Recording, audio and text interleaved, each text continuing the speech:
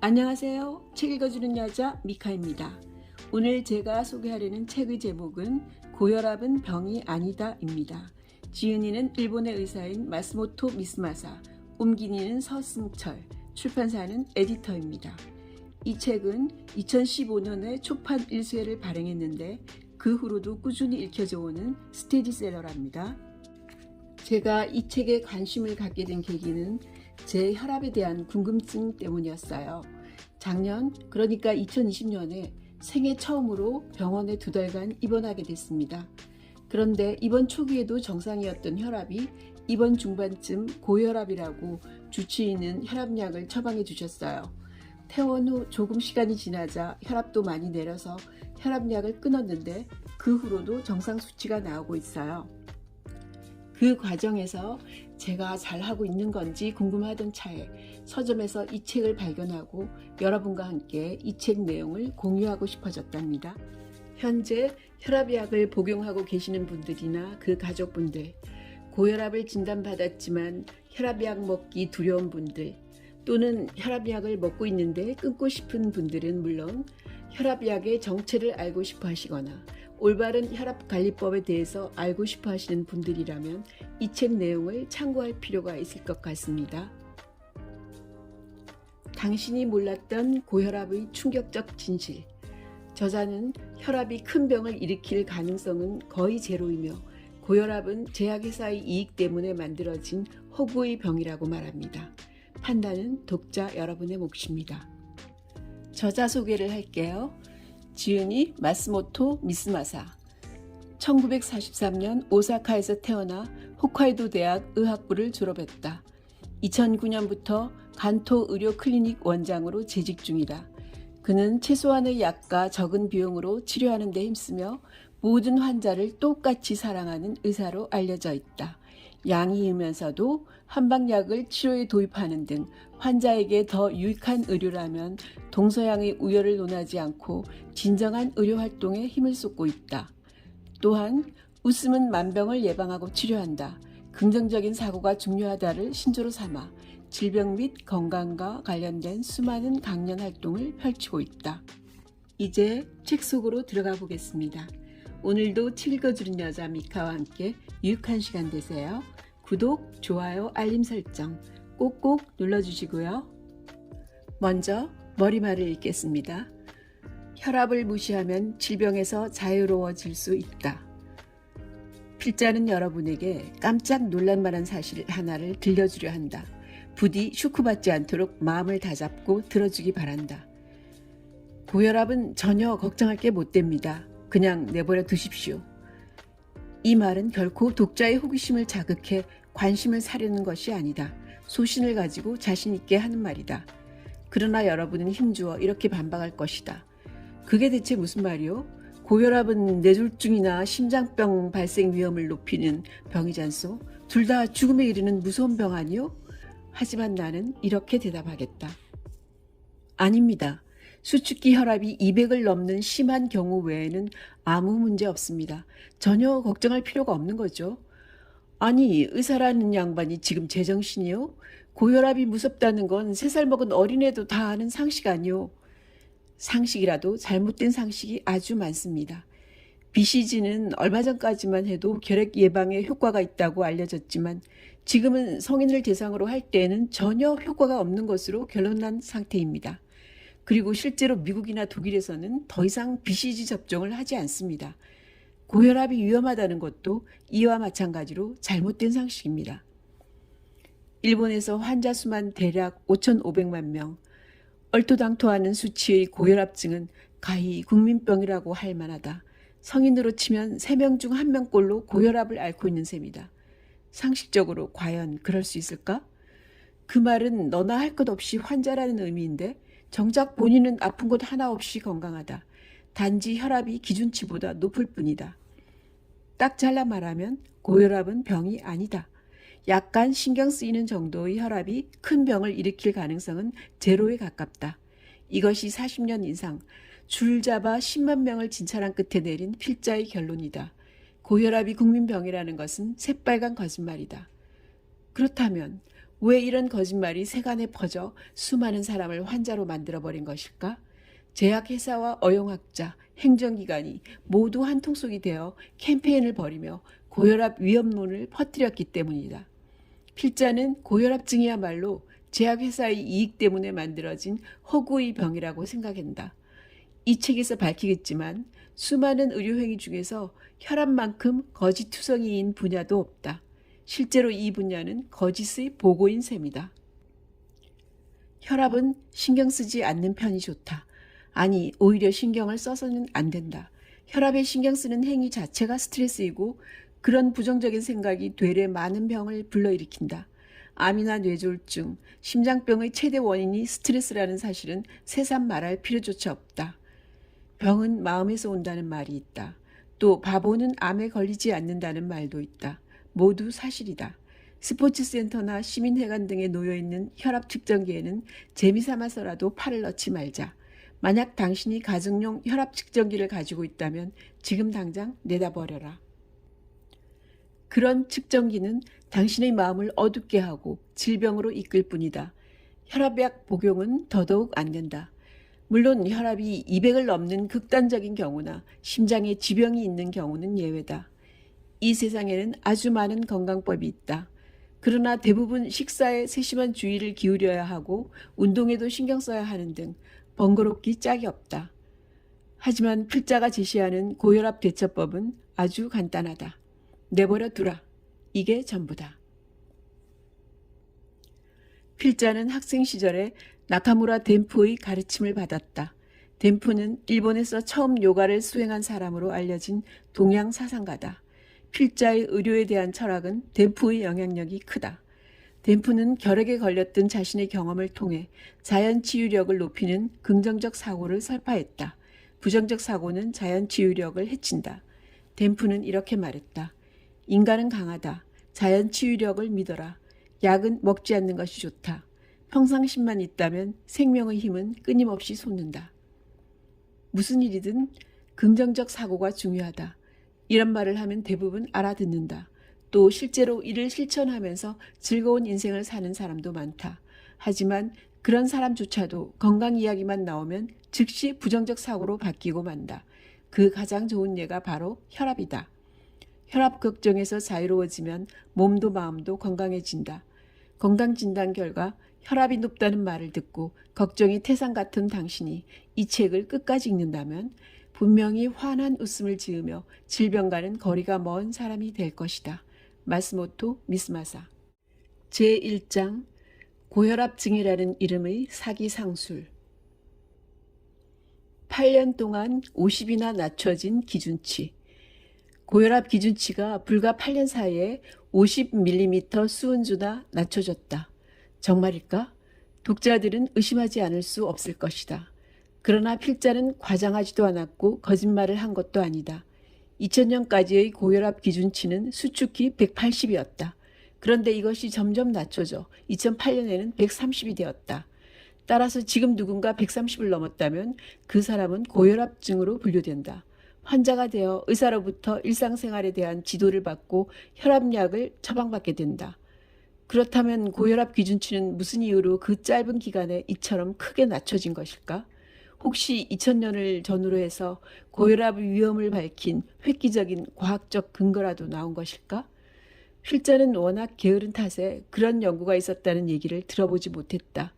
대신 고혈압과 관련된 통설에 의문을 제기하는 연구가 수도 없이 발표되었다.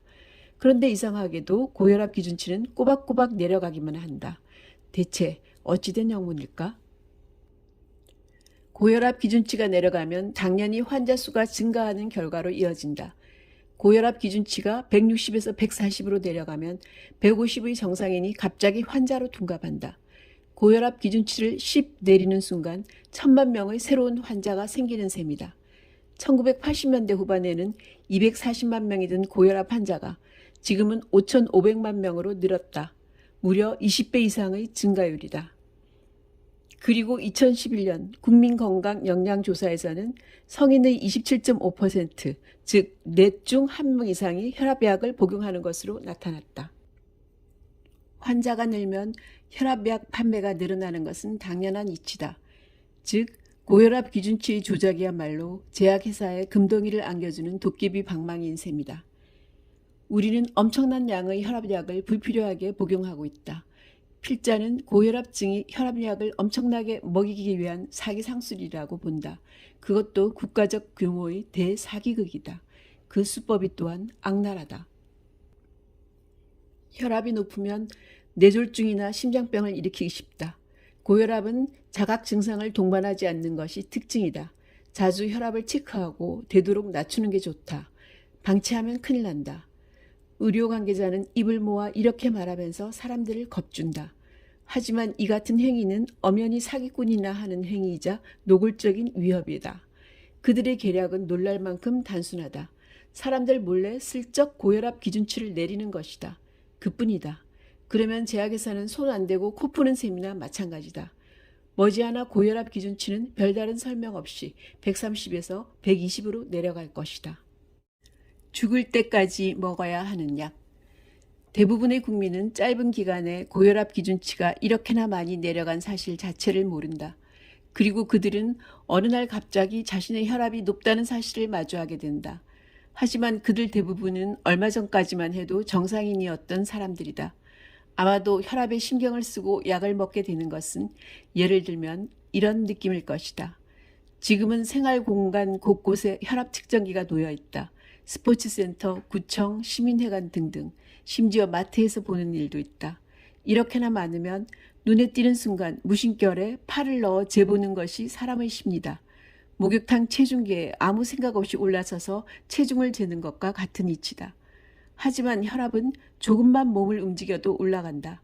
최소한 15분 정도 안정을 취한 후에 재는 것이 기본이다.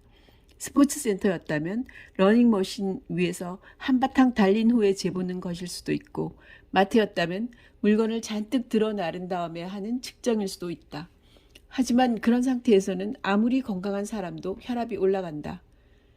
저런 데서 재는 혈압이 오죽하려고 쯧쯧. 약간의 지식을 가진 사람이라면 이렇게 생각하며 혀를 찰 것이다. 아무 생각 없이 무턱대고 혈압을 잰다면 재수없이 걸려드는 꼴이다. 혈압은 당연히 높게 나오고 자신은 걱정에 휩싸인다. 그러고는 바로 병원으로 달려간다. 걱정하는 순간 혈압은 올라가게 마련이다. 게다가 배기의 고혈압이라고 해서 의사나 간호사만 봐도 긴장한 나머지 더 많이 오르는 경우도 있다. 역시나 병원에 가서 재봐도 혈압이 높게 나온다. 의사는 소금 섭취를 줄이고 운동하라는 당부와 함께 혈압약을 처방한다. 의사의 권유대로 가정용 혈압 측정기를 사서 아침 저녁으로 혈압을 재보고는 일희일비하며 혈압 수치를 꼼꼼하게 수첩에 기록해둔다. 이런 사람도 있다. 아침에 일어나서 재고, 밥 먹기 전에 재고, 샤워 전에 재고, 샤워 후에 잰다. 혈압이 조금만 높게 나와도 호들갑을 떨고 뇌졸중이나 심장병으로 갑자기 쓰러지지 않을까 걱정에 휩싸인다. 이런 과정을 거쳐 함정에 빠진 사람은 영영 빠져나올 길이 없다. 혈압을 낮추기 위해 날마다 애를 쓰고 비싼 혈압약을 계속 먹어대는 궁지에 몰린다. 다름 아닌 현대의 희비극이다.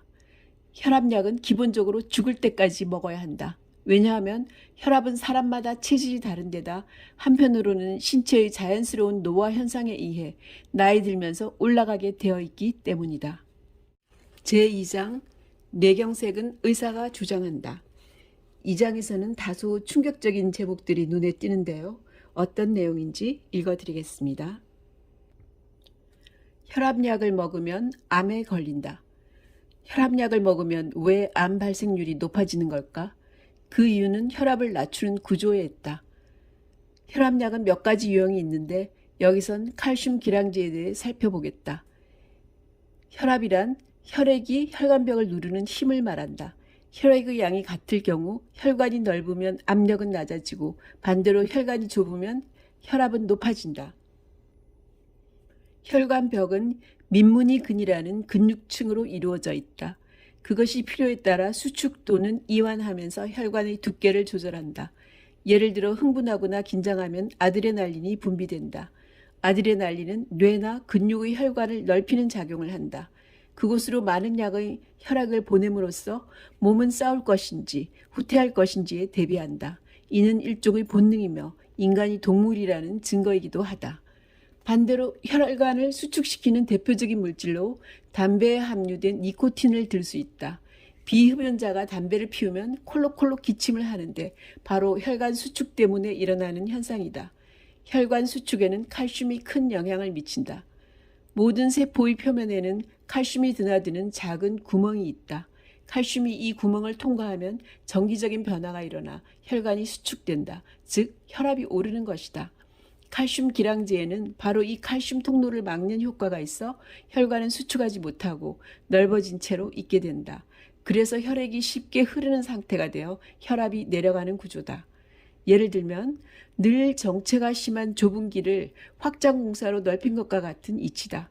즉 교통량은 변함없지만 도로 폭이 넓어졌기 때문에 흐름이 원활해지는 것이다. 그런데 칼슘 기량제에는 커다란 문제점이 있다. 칼슘 통로는 혈관뿐만 아니라 몸속의 모든 세포에 있다. 따라서 혈압약이 모든 세포의 칼슘 통로를 막아버리면 세포는 제 기능을 다하지 못할 수도 있다. 이 때문에 생기는 가장 큰 폐해는 면역세포가 제대로 작동하지 못하는 일이다. 면역세포는 몸속으로 침투한 바이러스를 제거할 뿐만 아니라 몸속에 생겨난 암이나 암으로 발전할 가능성이 있는 이상세포를 찾아 없애준다. 이처럼 칼슘 기량제는 면역력을 떨어뜨림으로써 정상적인 경우라면 제거될 암의 싹을 방치하는 셈이다. 1993년 이바라키 현의 조사에 따르면 혈압약을 복용한 사람은 복용하지 않은 사람과 비교했을 때 암으로 인한 사망 위험도가 1.14배였다. 더욱이 남성에만 한정할 경우 1.3배나 높다는 결과가 나왔다. 면역력 저하는 암을 증가시킬 뿐만 아니라 기타 다양한 질병까지 발생시킨다. 이런 사실들로 미뤄볼 때 혈압약 사용은 될 수 있으면 삼가야 한다고 생각한다. 약으로 혈압을 내렸더니 치매에 걸리더라. 올해 80세가 되는 B씨는 필자가 혈압약을 끊게 한 환자 중 한 사람이다. 정기적으로 필자의 진찰을 받으며 별다른 문제 없이 건강하게 생활하고 있었다. 한데 1년 전부터 진료를 받으러 오지 않았다. 필자는 별일 없기를 바라며 걱정했다. 그러던 어느 날 B씨의 딸이 진료실을 찾아왔다. 진찰을 마치고 그녀에게 물었다.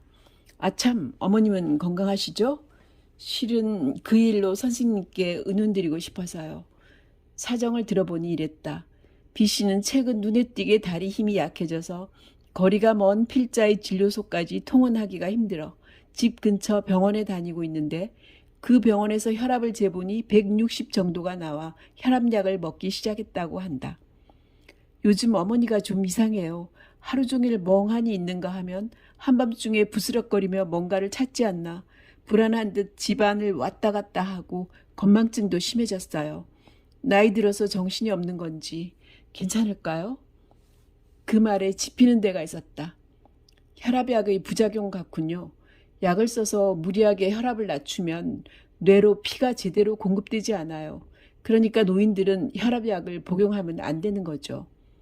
만성 지능 저하는 뇌로 피가 잘 전달되지 않는 것이 하나의 원인이다. 따라서 무리하게 혈압을 낮추면 치매 발생 위험이 높아진다. 딸은 필자가 말한 대로 B씨의 혈압약 복용을 중지시켰다. 그리고 얼마 후에 B씨가 전처럼 건강해졌다며 얼굴 가득 웃음을 띠고 알려주었다. 고령자의 혈관은 일반적으로 동맥경화가 발생하게 되어 있다. 이는 얼굴에 주름이 많아지거나 머리가 휘어지는 것과 같은 노화 현상으로 매우 자연스러운 것이다. 가늘고 딱딱해진 혈관을 통해 몸속 구석구석까지 영양소와 산소를 공급하기 위해서는 높은 혈압이 필요하다. 고령자의 고혈압은 생명을 유지하기 위한 반응인 셈이다. 시가 의대 우에시마 후르스쿠 교수가 실시한 연구 중에 혈압약 복용과 고령자의 자립에 관한 매우 흥미로운 데이터가 있다. 이 연구는 1980년의 국민영양조사 대상이었던 사람을 14년 동안 추적 조사한 것이다. 연구에 따르면 혈압 140을 경계로 고령자의 자립도는 떨어진다. 즉 혈압이 높을수록 누워서만 지내거나 치매에 걸리는 사람이 많다는 뜻이다. 이 결과만 놓고 볼 때 역시 혈압은 낮아야 하고 140을 넘을 경우 약으로 혈압을 낮춰야 한다고 생각할 것이다. 하지만 이 연구에는 혈압약을 복용한 사람과 복용하지 않은 사람을 비교한 데이터도 있다. 이 데이터에 따르면 혈압이 얼마가 되었든 혈압약을 복용하지 않은 사람의 자립도가 더 높게 나타났다. 특히 약을 복용해 혈압을 120 미만으로 낮춘 사람은 자립도가 낮게 나타났다. 의사 중에는 혈압이 낮을수록 좋다고 생각하여 연령과는 상관없이 100 이하까지 끌어내려야 한다는 사람도 있다. 정말 어처구니 없는 일이다. 특히 고령자인 경우 약으로 혈압을 낮추면 위험하다. 혈압은 낮아졌을지 몰라도 치매나 자리 보존하고 눕는 사태가 벌어지면 무슨 소용이 있겠는가. 따라서 고령자는 어느 정도 혈압이 높아도 약으로 낮추는 행위는 피하는 것이 좋다. 고령자의 건강을 생각할 때 자립은 매우 중요하다. 스스로 식사나 배설, 옷 갈아입기 등이 가능한 것은 생활의 기본이다. 하지만 강제로 혈압을 낮출 경우 거동을 못하거나 남의 도움을 받아야 하는 일이 생길 수도 있다. 왜 혈압약을 복용하면 자립도가 떨어지는 것일까? 약을 이용해 무리하게 혈압을 내리면 뇌의 혈류가 나빠진다. 실제로 혈압약을 먹기 시작한 후에 머리가 멍하거나 건망증이 심해졌다는 말을 자주 듣는다. 현기증을 일으키거나 다리가 후들거리는 일이 많다. 그 결과 자주 넘어진다. 고령자가 거동을 못하게 되는 원인 중 가장 큰 것이 넘어져서 뼈가 부러지는 일이다. 뼈가 부러져 침대에 누워있는 동안 치매 증세가 나타나는 경우도 종종 있다. 만성 지능 저하는 걷기 같은 행동 장애를 일으키고 심하면 거동을 못하게 되는 경우도 많다. 혈압약은 치매 외에도 온갖 부작용을 일으킨다. 혈압약은 종류가 많은데 종류에 따라 부작용도 다양하다. 예를 들면 오래전부터 사용된 티아지드라는 이뇨제 계열의 혈압약은 요산이 체내에 고이는 현상 때문에 통풍의 원인이 된다고 밝혀졌다. 또 일본에서 가장 많이 사용되는 칼슘 기량제와 관련해서는 암에 의한 사망률이 높다는 사실도 앞에서 언급했다. 이 외에도 헛기침, 잇몸 부종, 부스럼, 변비, 부종 같은 가벼운 증상에서 뇌경색, 심부전, 당뇨병 같은 무거운 증상까지 실로 다양한 부작용이 확인되었다. 어떤 약이든 작용과 부작용이 있게 마련이다. 효과가 좋은 약일수록 부작용 또한 강하다. 그러므로 약을 먹을 때는 이런 사실들을 잘 고려해서 먹어야 한다. 이번에는 제3장 중에서 저혈압은 돈이 안 된다를 읽어드릴게요. 저혈압은 돈이 안 된다. 대부분 고혈압을 문제 삼지만 사실 저혈압 때문에 괴로워하는 사람도 있다. 의욕은 넘치는데 몸이 나른하다. 쉽게 피곤해져서 자꾸 눕고만 싶어진다. 무슨 병이 있는 것도 아니면서 이런 증상이 계속된다면 저혈압일 가능성이 있다.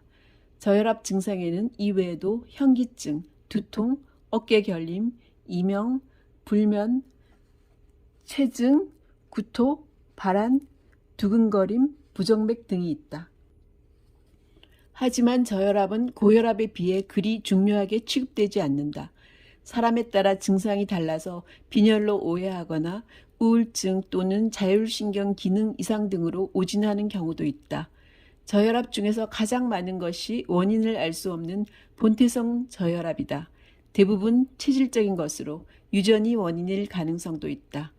잠자리에서 일어났을 때나 의자에서 일어났을 때 핑 도는 것이 기립성 저혈압이다. 누워있다가 일어났을 때 최고 혈압이 20 이상 떨어지면 기립성 저혈압으로 진단된다.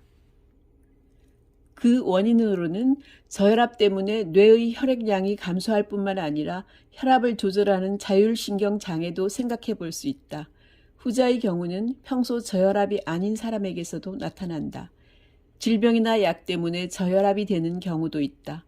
인공투석을 받는 사람은 투석에 의한 탈수나 순환 혈액량의 감소로 저혈압이 될 수 있다. 그 밖에 심장 판막 또는 혈관 등의 이상으로 생긴 질환이나 파킨슨병, 암, 갑상선 이상 등도 저혈압을 일으키는 원인으로 알려져 있다. 저혈압은 고혈압과 달리 장수할 수 있다고 인식되어 왔지만 최근의 연구에서는 꼭 그렇지만도 않다는 사실이 밝혀졌다. 이마이 유타카 도후쿠 대학 교수 등이 40세 이상 남녀 1000명을 대상으로 혈압을 측정해 5년 동안 추적 조사한 결과 저혈압의 사망 위험률이 더 높은 것으로 나타났다. 뇌경색이나 심근경색 등 혈관 관련 질환의 위험이 더욱 명확한 수치로 나타난 사실을 통해 저혈압일 경우에는 뇌나 심장의 혈관이 막히기 쉽다는 결론에 이르렀다. 고혈압이 발병 위험률을 높인다는 통설과는 정반대의 결과다. 그런데도 저혈압은 왜 관심을 덜 받는가? 그것은 고혈압에 비해 압도적으로 수가 적기 때문이다. 5천만 명을 넘는 고혈압증에 비해 저혈압 인구는 잠재적 환자를 포함해도 약 1600만 명이다. 게다가 평소에는 중병이 아닌 한 치료나 투약 처방을 하지 않는다. 즉 제약회사 입장에서 볼 때 저혈압은 입맛에 맞지 않는 음식인 셈이다. 여기에도 한심한 현실이 반영되어 있다. 제4장 부정적 사고는 만병의 근원. Don't, bad, can't, what if, how, no. 웃음 만큼 면역력을 높여주는 것은 없다. 혈압이 오르지 않게 하려면 어떻게 해야 하죠? 강연회에서 강연이 끝나고 청중으로부터 가장 많이 받는 질문이다. 이 질문의 필자는 늘 같은 대답을 해준다. 평상심이 제일입니다. 평상심을 유지하는데 가장 좋은 것은 바로 웃음이죠. 무슨 일이 있어도 웃으면 됩니다. 억지 웃음이라도 효과가 있어요.